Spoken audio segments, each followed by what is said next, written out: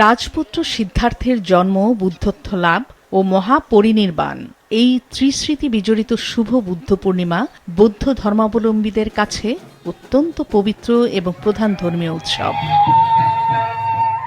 প্রতি বছরের মতো এবারও কক্সবাজার সদর, রামু, উখিয়া, টেকনাফ, চকরিয়া ও মহেশখালী সহ পুরো জেলা জুড়ে নানা আয়োজনে এই উৎসব পালন করা হয়।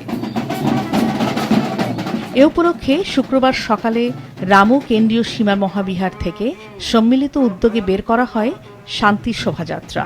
এতে অংশ নেন রামু মৈত্রীবিহার, সংঘজ্যোতি বৌদ্ধবিহার, পূর্ব রাজারকুল বৌদ্ধবিহার সহ উপজেলার অন্তত 20টি বিহারের ভিক্ষু ও দায়ক দায়িকারা।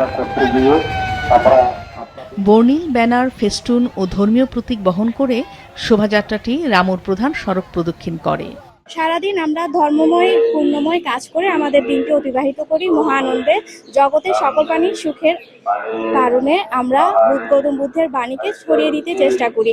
সব্বে সত্তা সুখিত হন্তু, জগতের সকল প্রাণী সুখী হোক, যে বাণী তিনি প্রচার করেছেন সেই বাণী দিয়েই এই অশান্ত বিশ্বকে শান্ত করার প্রয়াসে আজ আমরা বৌদ্ধ সম্প্রদায় সমগ্র বাংলাদেশ সহ সমগ্র বৌদ্ধ বিশ্বে এই দিন যথাযোগ্য ধর্মীয় মর্যাদায় পালন করা হচ্ছে।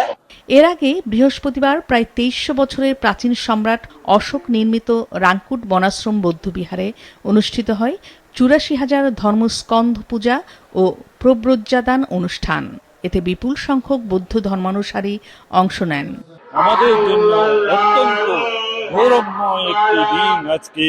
সেজন্য আমরা বুদ্ধ, নরনারী তথা দেব, নাগ, মনুষ্য, ব্রহ্মা সবাই আজকের দিন আমরা উদযাপন করে থাকি।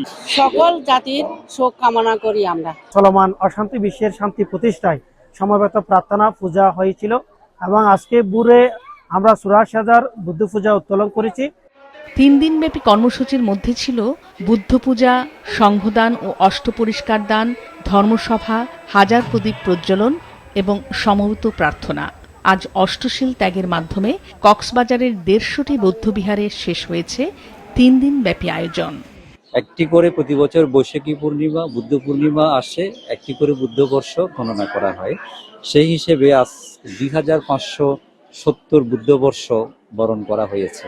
এই 2570 বুদ্ধবর্ষকে স্বাগত জানিয়ে দেশ এবং বিশ্ব শান্তি কামনায় আমাদের আজকে যে মৈত্রী শোভাযাত্রা সবার অংশগ্রহণে সম্মিলিতভাবে অনুষ্ঠিত হয়েছে।